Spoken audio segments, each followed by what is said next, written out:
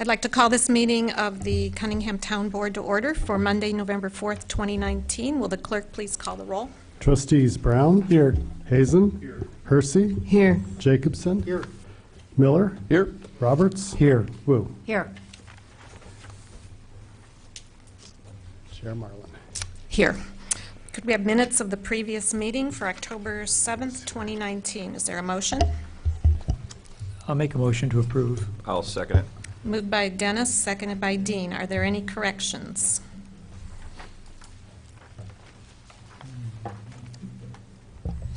Seeing none, all those in favor, please say aye. Aye. All those opposed, same sign.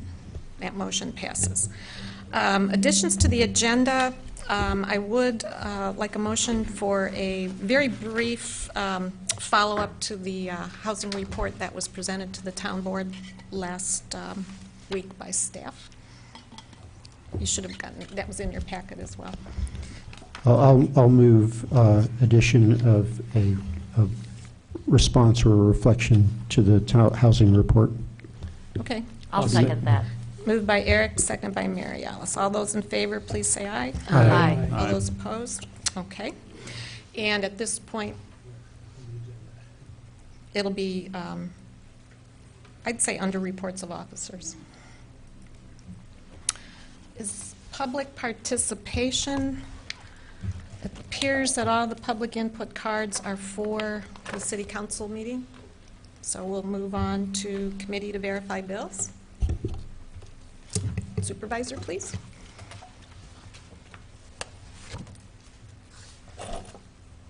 Let's see.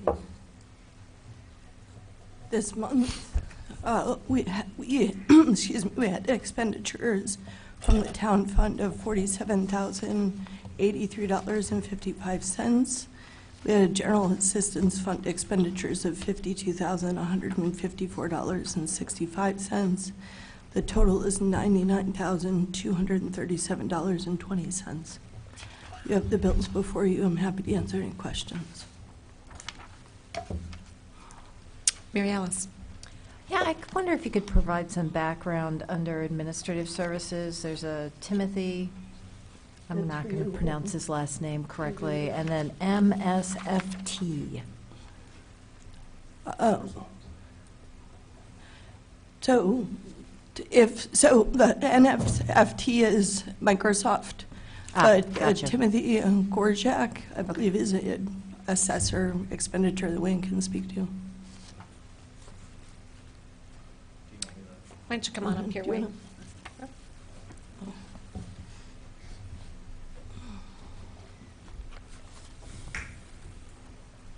So Tim is the head of commercial in the city of Wilmington Township, and the particular expense on the bills this month is for some training he did with my office for James, who is our new hire. So is employee training? Yes. Okay, all right, thanks. Good. Thank you, Wayne.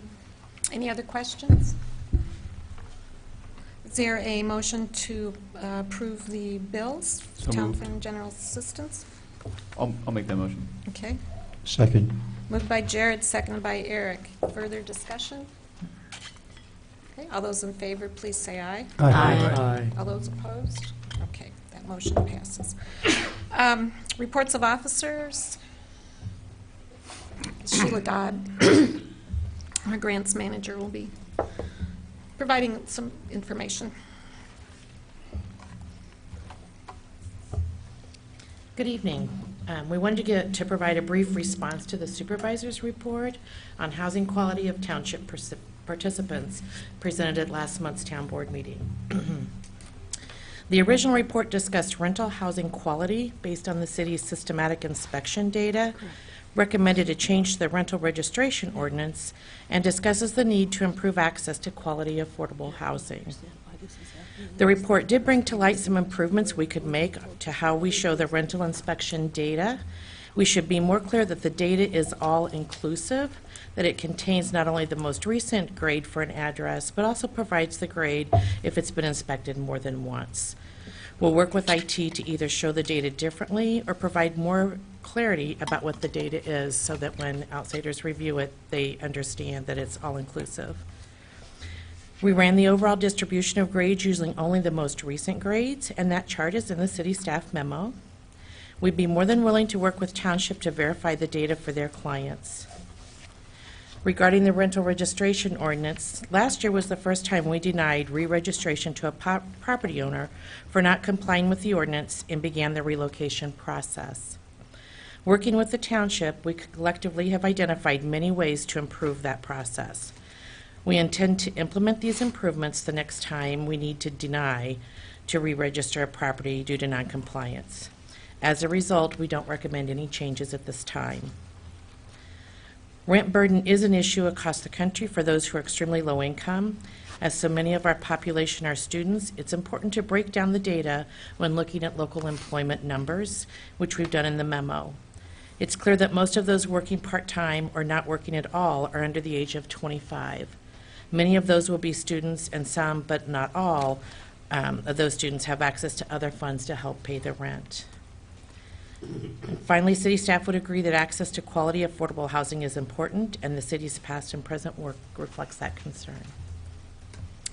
Any questions for Sheila?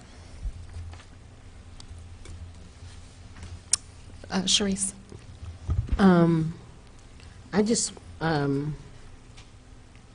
I guess I need more information regarding what the compliance is and all that kind of stuff.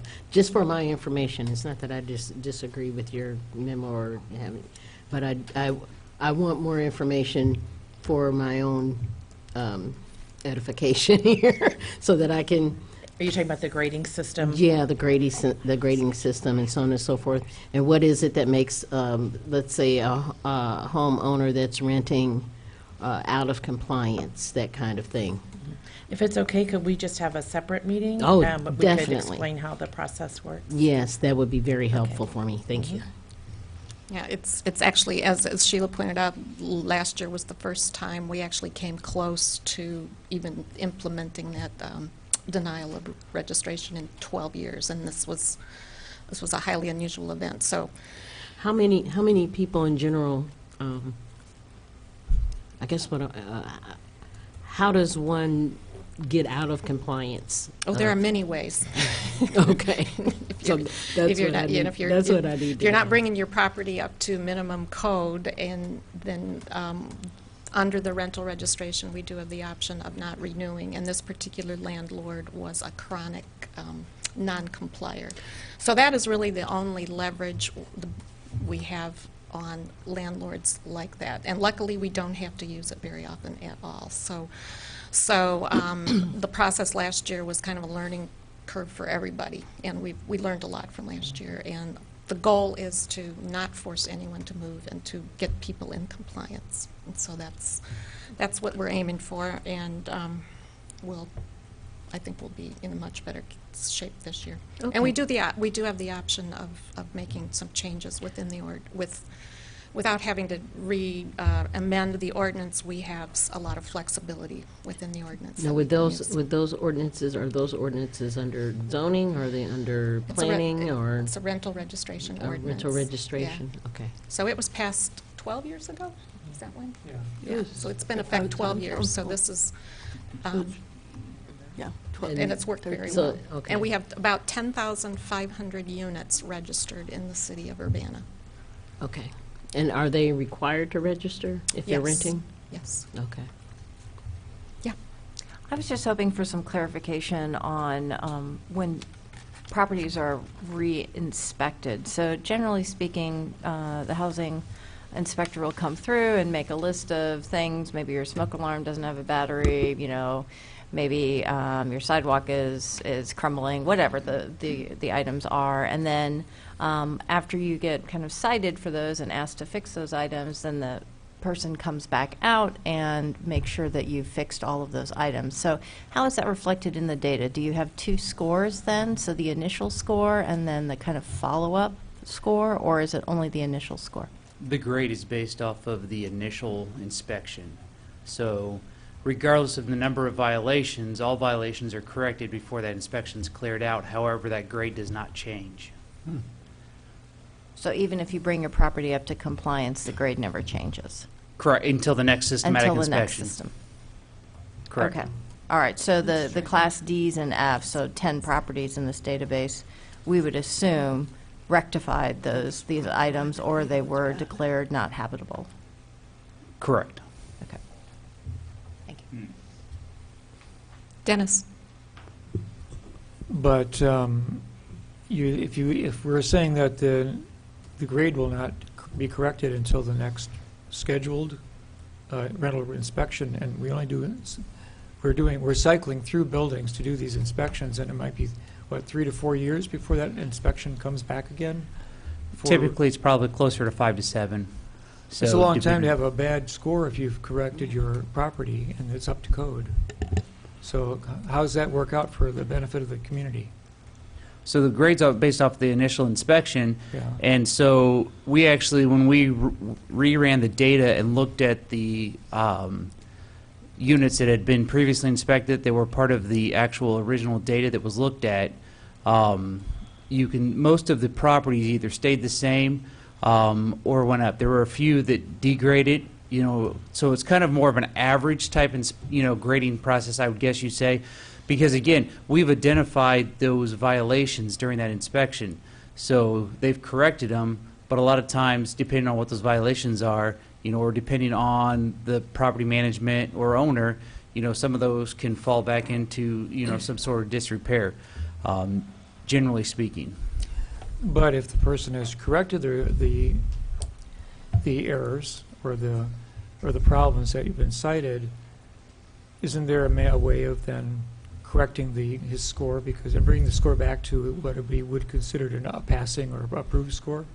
Well, if the grades were changed after reinspection, every property would be listed as an A, because technically all the violations would be corrected.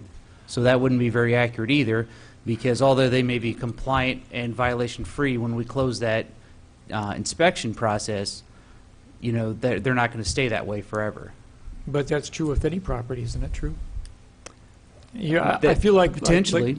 Yeah, but I feel like we're basically stigmatizing a property that's been approved through the second inspection for 4 or 5 years before that person has a chance to correct and bring up to code his grades, his rating.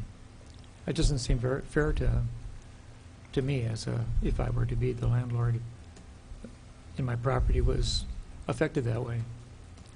There's got to be a way of fixing that. Or Yeah. listing 2 scores. Mm-hmm. I was thinking that if the property got a D or F, they would have to be re-inspected within a year. Am I thinking of somebody else's ordinance? They're eligible. It's not a requirement. So based on the grade, they can be inspected on a more frequent basis. Okay. And then, so if the second time they got inspected a year later and they got a B, then that would be the most recent grade? Correct. Okay. If they don't get inspected within a year, can they request an inspection? Yeah, we would do a systematic. I've they done wanna that for a make sure few they're- properties that one was getting ready to do a remodeling project, and they wanted the city to come through and basically, tell them what violations they may, because they were doing some electrical work. Or So if they asked the somebody's- city to come through ahead of that remodel and do an inspection. So Okay. we did Or a systematic inspection that way. If somebody was embarrassed about a D or F they got last year, they could request you to come out and re-inspect so that their most recent grade would show. Absolutely. Okay. Thanks. And we actually could look into if it's possible to show a way that the people have complied and no longer have a bad grade. And there might be a way we can reflect It on only that. seems fair Yeah. for a person who's done due diligence not to be blighted by a bad score for several years and potentially. If they fix it. Well, of If they course, they'd fix it. have to fix it. If they didn't, well, then Right. you still have the score. I think you have a good point there. I think I do too. We'll look in that. Okay. Thank you. No, thank you. Thank you. It's a work in progress. Thanks, Nick. Any other questions? Okay, thank you. Any unfinished business? We have 2 other officers, myself and Wayne. Oh, I'm sorry. Okay. Actually, I'm not sure if city staff is officers, but, so I just wanted to do a quick overview. General assistance participants were at 92, 27 are homeless. The GA clients total served from July to present. I've started to do running numbers so we can just see calendar year how many individuals served is 160. Rental assistance is 19 households served, up from 14. That's a pretty high number that we've seen. We had 2 move-in cases and 17 eviction prevention cases. Total households served July 1st to present is 71. And actually, the program has served 523 individuals in less than 2 years. About 250 of them, 222 of them actually are children. So that's a lot of people served in a short amount of time in a small community like ours. Just wanted to let you know we had a harvest party and the mayor attended. We were happy to see you there. It was rained out, and so we moved indoors. We still fed over 100 guests. I had actually estimated 80, so it was good that Balderota's had deeply discounted the food. They're currently, they've just opened in Lincoln Square's food court. I encourage people to check them out. It was delicious. H2O Salon, which is also a downtown business, haircutting business, is running a campaign to have their customers and friends donate to Cunningham Township's Angel Donor Fund. 100% of those funds go directly to meet material needs of our participants. We now have, thanks to vote by the town board, a way to make donations online through PayPal at cunninghamtownship.org. We also have a breakdown of angel donor uses, and we list the donors on our website unless someone asks to be excluded or anonymized. And we have quite a large list now of people that we thank either for giving their volunteer effort or their monetary contributions. I don't know, Wayne, did you have any officers report for tonight? Okay, sure.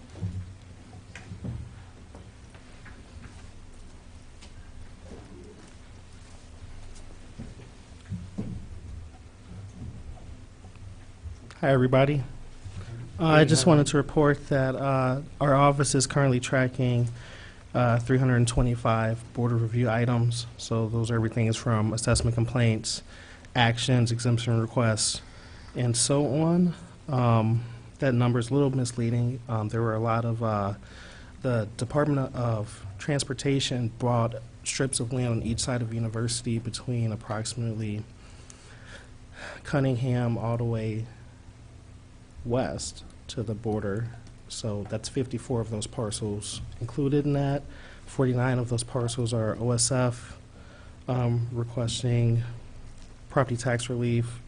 Of the 325, 48 parcels are commercial. So while the overall numbers are abnormal, there was an uptick in commercial assessment complaints. Is there any questions? No questions? Thank you, Wayne. I just want to remind, and this is for anybody, if anyone has any questions about their assessment or how it's derived or how it can be changed in the future, feel free to call the office, the Cunningham Township Assessor's Office. Thank you. Thank you. I would like to echo Danielle's report. The harvest party was a wonderful celebration, and I want to thank our community donors, Balderota's and H2O Salon, for their support, and really the garden that you supported over the summer has been a tremendous success and extremely useful in filling that food gap. So thank you for that effort. Thank you. Yeah, I also just want to mention Sola Gracia, which gave bounteous amounts of vegetables every Saturday. We actually had an intern pick them up at noon from the farmer's market, and we never had spoiled food. So between Sola Gracia and our township garden, which had a great year, we really fed a lot of people. And it's a testament to how our community comes together to support our neighbors. And the great compost from the Landscape Recycling Center. It's true. Dennis. I'd like to ask if you're going to do a warm clothing drive again in the Oh, township? absolutely. I am so sorry I didn't include that. I've had a very long day. Okay, so we have a warm coat drive, and actually we got a number of donations, and they were completely cleaned out.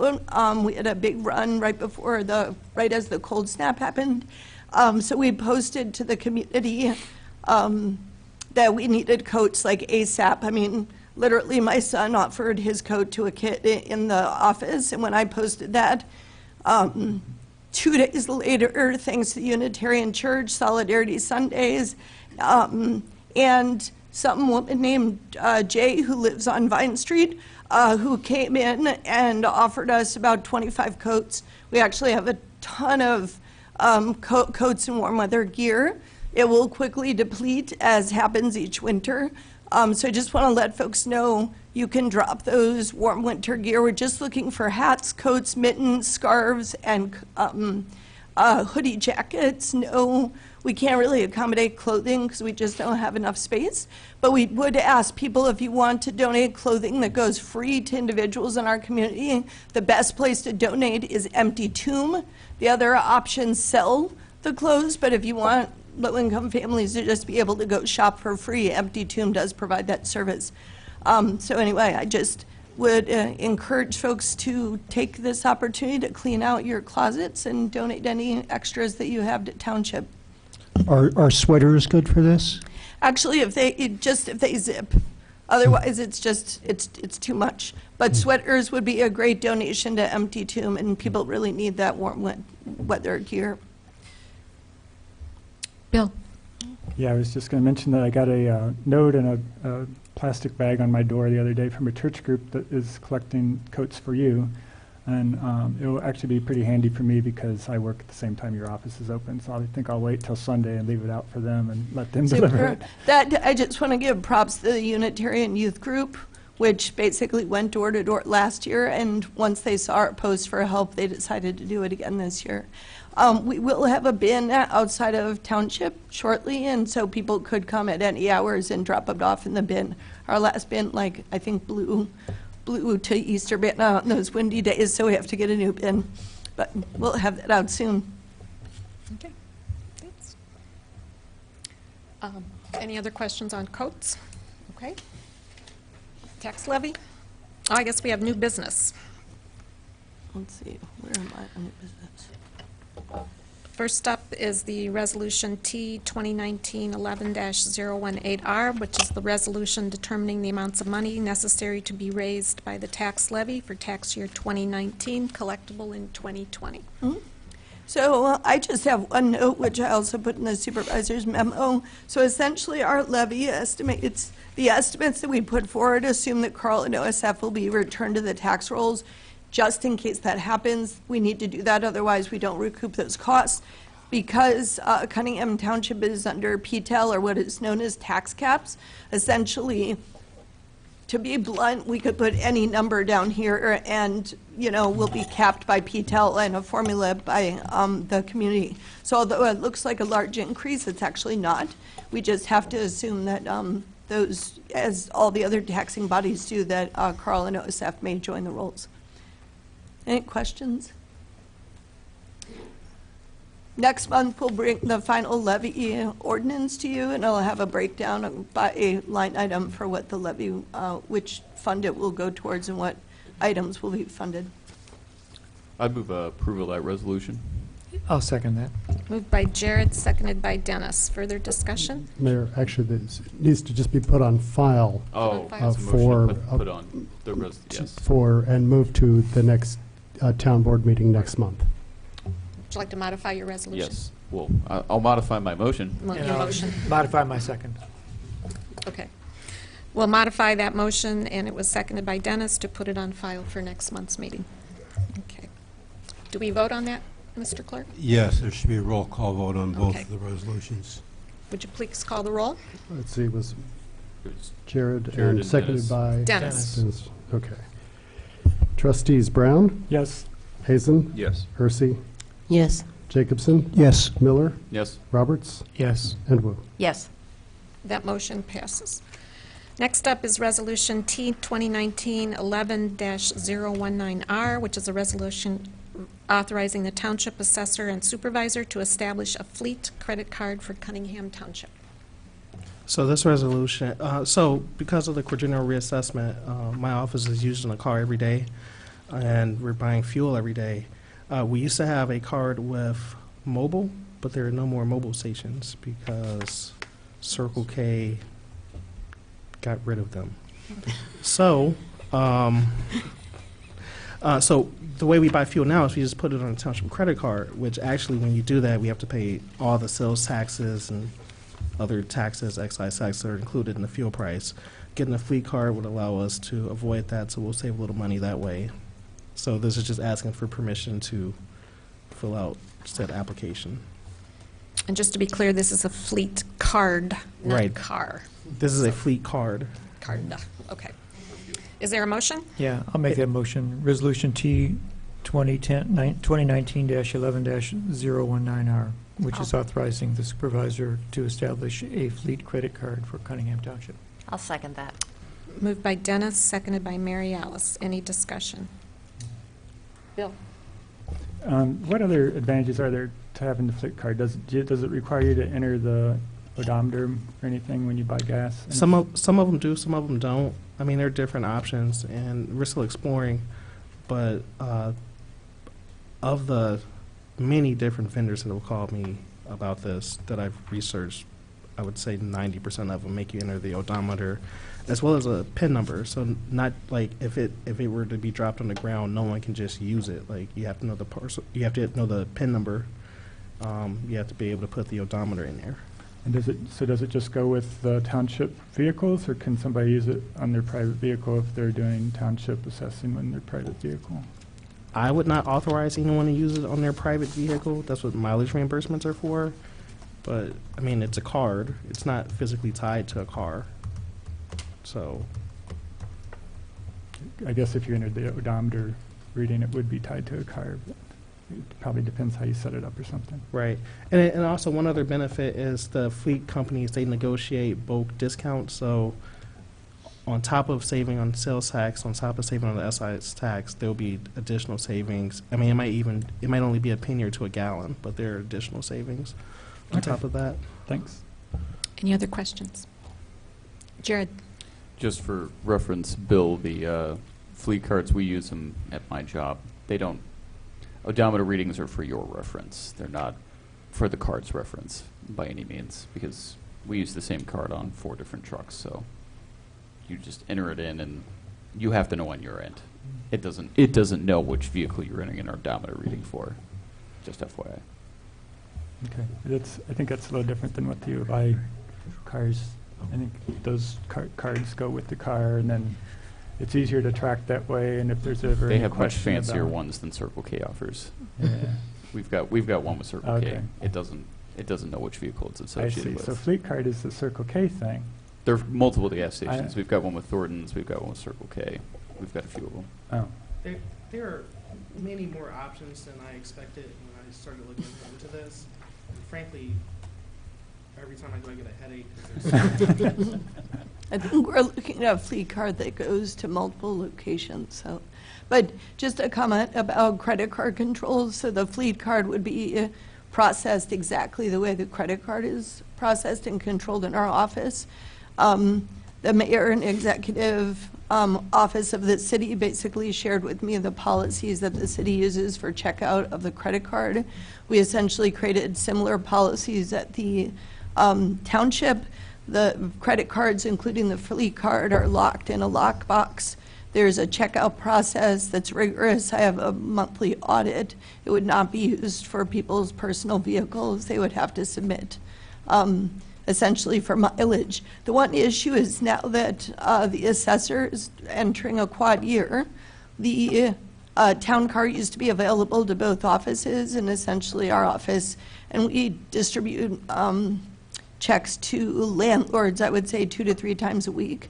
So currently, employees are not receiving mileage reimbursement, but because they have the option of using the town car, and I've told folks, if you have the option of using the town car, you have to use the town car.